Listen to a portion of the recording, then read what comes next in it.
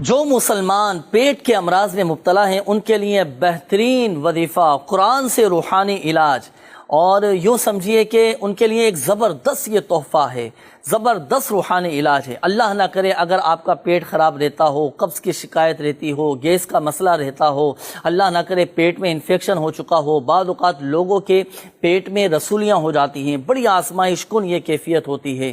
اللہ پاک عافیت والا معاملہ فرمائے۔ پیٹ کے مریضوں کے لیے زبردست قرآن سے روحانی علاج عرض کرنے لگا ہوں، ناظرین نوٹ کیجئے گا۔ پارہ نمبر 23 سورہ صافات کی آیت نمبر 47، بسم اللہ الرحمن الرحیم، لا فیہا غول ولا ہم عنہا ینزفون۔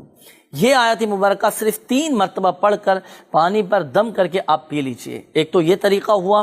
دوسرا طریقہ یہ ہے کہ اس آیت کا آپ نے تعویذ بنانا ہے، لا فیہا غول ولا ہم عنہا ینزفون، کسی سادے سے کاغذ پر لکھ کر اس کا تعویذ بنا کر آپ اپنے پیٹ پر یعنی ناف سے اوپر آپ یہ باندھ لیجئے۔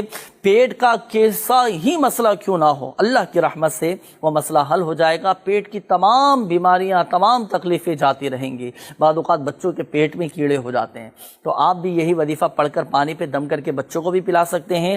اگر پیٹ کا مسئلہ ہے، پیٹ میں کیڑے ہو چکے ہیں، تو یہی آیت مبارکہ لکھ کر اس کا تعویذ بنا کر آپ بچوں کے پیٹ پر بھی باندھ دیجئے۔ بچوں کے بھی پیٹ الحمدللہ عز و جل یہ درست ہوتے چلے جائیں گے۔